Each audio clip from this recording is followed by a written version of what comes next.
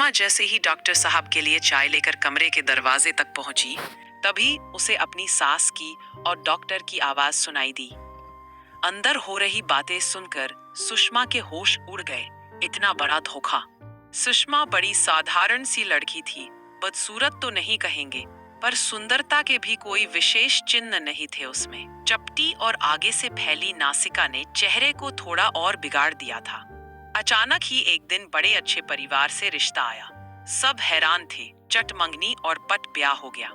बारात और दूल्हे को देख सुषमा की साखियां, रिश्तेदार और मोहल्ला रश्क से बोल उठा। सब इतना अच्छा है तो क्या हुआ, लड़का तो बेरोजगार ही है ना। ससुराल पहुंचकर सुषमा भी वहां की रौनक देख बोर आ गई। उसे अपने सौभाग्य पर विश्वास ही नहीं हो रहा था। पति भी उसके पीछे दीवाना हुआ। उसके चारों ओर लट्टू की तरह घूमता रहता। कभी बाजार घुमाता, कभी सिनेमा दिखलाता। सास नवेली बहू कहकर उसे कुछ काम नहीं करने देती। देवर और जेठ भी लाड़ बरसाते। उसे लगता यह सब सपना तो नहीं है। हाँ, 2 पुत्रियों की माता उसकी जेठानी जरूर थोड़ी उखड़ी उखड़ी रहती, पर वह रसोई और बेटियों में ही ज्यादा उलझी रहती। कभी उनकी दोनों प्यारी प्यारी बेटियां छोटी माँ करती हुई उसके पास पहुंच जाती। ऐसे में एक दिन जेठानी भी उनके पीछे पीछे उसके कमरे में आ गई। कुछ अजीब सी दृष्टि से उसे देखती हुई बोल पड़ी, क्यों जी, दिन भर कमरे में जी नहीं घबराता? जानती हो, वह कुछ कहना चाह रही थी। अभी जेठानी की बात अधूरी ही थी। तभी उसकी सास कमरे में पहुंच गई। बड़ी नाराजगी से बड़ी बहू से कहने लगी, सुषमा को परेशान ना करो, नई बहू है, हाथों की मेहंदी भी नहीं छूटी है। घर के काम मैं इससे 1.25 महीने तक नहीं करवाऊंगी। यह तुम्हारे जैसे बड़े घर की नहीं है, पर मुन्ना की पसंद है। सुषमा का दिल सास का बड़प्पन देख भर आया। नाग पंचमी का दिन था। सुषमा पति के साथ मंदिर से लौटते समय गोलगप्पे खाने और सावन के रिमझिम फुहार में भीगने पति को भी खींच लाई। जब गाना गुनगुनाते अधभीगे कपड़ों में सुषमा ने घर में प्रवेश किया, तभी सास गरज उठी, यह क्या किया? पानी में भीगने से मुन्ना की तबीयत खराब हो जाती है। वे दवा का डब्बा उठा लाई। जल्दी जल्दी कुछ दवाइयां देने लगी। सुषमा हैरान थी, जरा सा भीगने से सासू माँ इतना नाराज क्यों हो गई?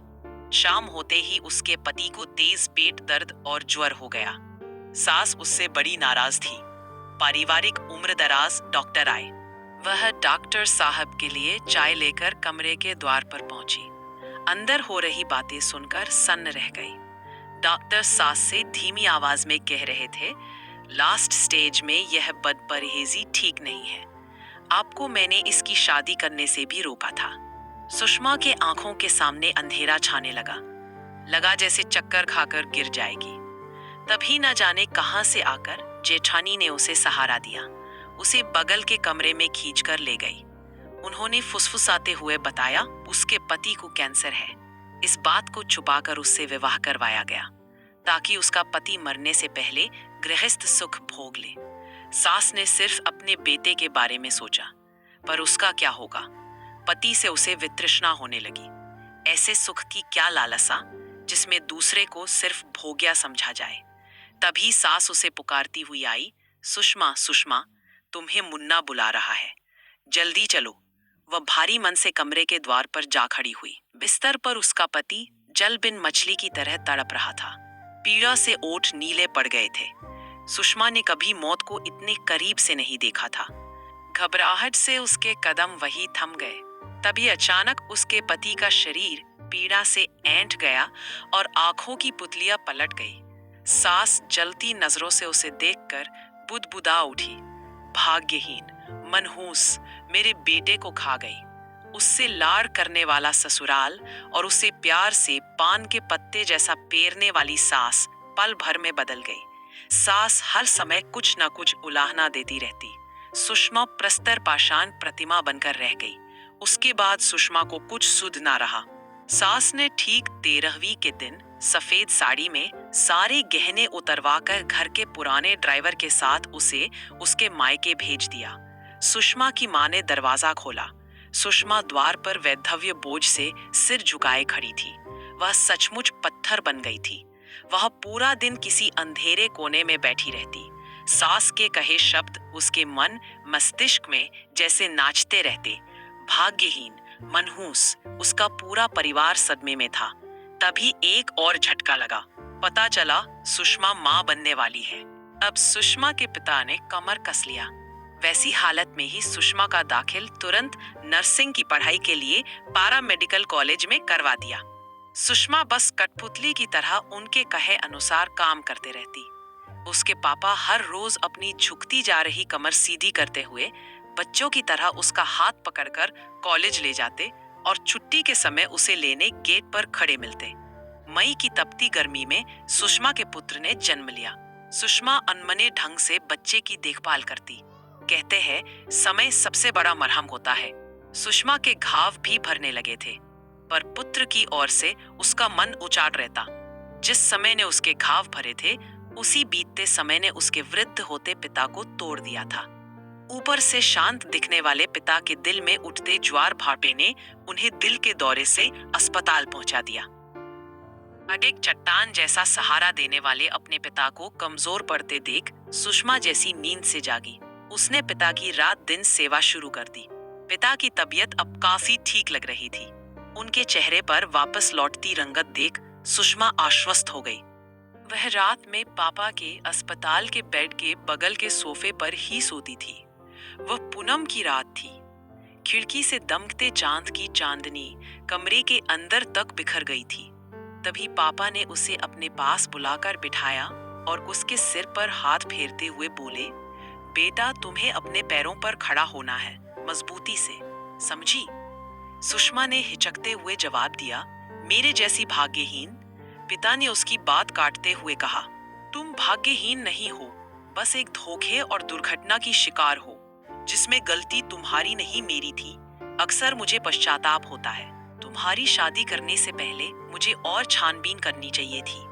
भीगे नेत्रों से उन्होंने अपनी बात आगे बढ़ाई, पर जानती हो बिटिया, असल गुनाहगार धोखा देने वाले लोग हैं। एक बात और बेटा, तुम इसका प्रतिशोध अपने पुत्र से नहीं ले सकती हो। उसका ख्याल तुम्हें ही रखना है।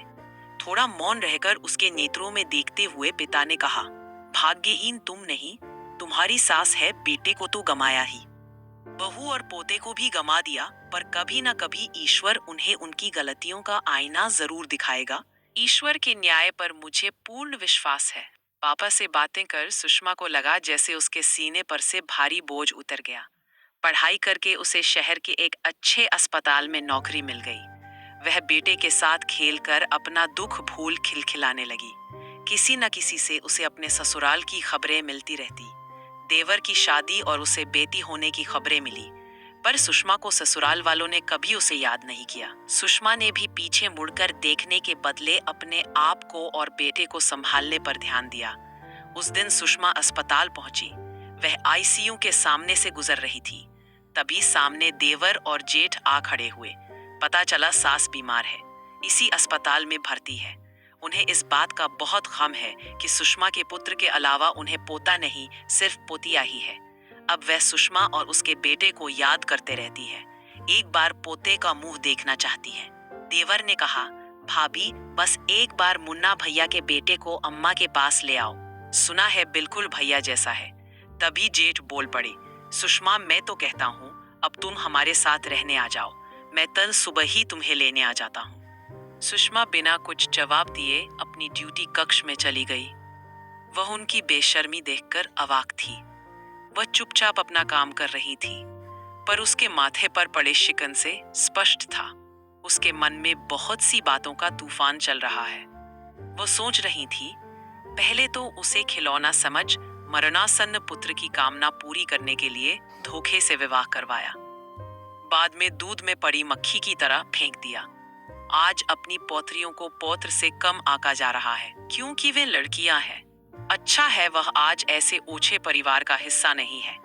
क्या उसके पुत्र को ऐसे लोगों के साथ रखकर उन जैसा बनने देना चाहिए? बिल्कुल नहीं, वह ऐसा नहीं होने देगी। मन ही मन उसने कुछ निर्णय लिया। घर जाने से पहले उसने छुट्टी की अर्जी दी। उसी रात को वह ट्रेन से बेटे को लेकर निकट के दूसरे शहर चली गई। वहां के अच्छे बोर्डिंग स्कूल में बेटे का नाम लिखवा दिया। काफी समय से बेटे का दाखिला इस स्कूल में करवाने का मन बना रही थी। वह 3-4 दिनों के बाद वापस घर लौटी। अगले दिन अस्पताल के सामने ही देवर मिल गया। उसे देखकर लपकता हुआ आया और बोल पड़ा, भाभी, अम्मा की तबीयत और बिगड़ गई। आप कहाँ थी? सुषमा चुपचाप हेड मैट्रन के कमरे में अपनी ड्यूटी मालूम करने चली गई। उस दिन उसकी ड्यूटी उसके सास के कमरे में थी। वह कमरे में जाकर दवाइयां देने लगी। सास उसके बेटे के बारे में पूछने लगी। सुषमा ने शालीनता से कहा, ईश्वर ने आपके घर इतनी कन्याओं को इसलिए भेजा है ताकि आप उनका सम्मान करें। जब तक आप यह नहीं सीखेंगी तब तक आप अपने इकलौते पौत्र का मुंह नहीं देख सकती। सास का चेहरा तमतमा गया। लाल और गुस्से भरी आंखों से उसे घूरते हुए बोल पड़ी, भाग्यहीन, तुम धोखा कर रही हो। मेरे पौत्र को छुपा कर नहीं रख सकती हो। तुम्हारे जैसी मामूली लड़की की औकात नहीं थी मेरे घर की बहू बनने की। सुषमा ने उनकी बात बीच में काटते हुए कहा, भाग्यहीन मैं नहीं, आप हैं। सब पाकर भी खो दिया। आपने मुझे धोखा दिया पर भगवान को दिखा दे पाई क्या? आपको क्या लगता है एक सामान्य और मामूली लड़की का दिल नहीं होता है? उसे दुख तकलीफ की अनुभूति नहीं होती? एक बात और है, देखिए आज आपको मेरे जैसी मामूली लड़की के सामने इतना अनुनय विनय करना पड़ रहा है। अगली सुबह सास के कमरे के आगे भीड़ देख तेज कदमों से वहां पहुंची। पता चला अभी अभी दिल का दौरा पड़ने से सास गुजर गई। पास खड़े अस्पताल के वार्ड बॉय को कहते सुना, दिल की मरीज थी। कितनी बार डॉक्टर साहब ने इन्हें शांत रहने की सलाह दी थी। अभी भी ये अपनी बहुओं को बेटा ना पैदा करने के लिए जोर जोर से कोस रही थी। उससे ही तेज दिल का दौरा पड़ा। सुषमा ने पापा को फोन कर सास के गुजरने की खबर दी। वह ऑफिस में माथे पर हाथ रखे बैठी सोच में डूबी थी। पौत्र से भेंट ना कराकर उसने गलती कर दी क्या? तभी पीछे से पापा की आवाज आई, सुषमा, जिसके पास सब कुछ हो फिर भी खुश ना हो, यह उसकी नियति है। यह ईश्वर की मर्जी और न्याय है। तो दोस्तों, सुषमा ने अपनी सास को अपने बेटे से नहीं मिलाकर सही किया या गलत? अपनी राय कमेंट बॉक्स में ज़रूर दीजिएगा। और कहानी अच्छी लगी हो तो वीडियो को लाइक, शेयर और सब्सक्राइब करना ना भूलें। मिलते हैं एक और नई कहानी के साथ। बहुत बहुत धन्यवाद।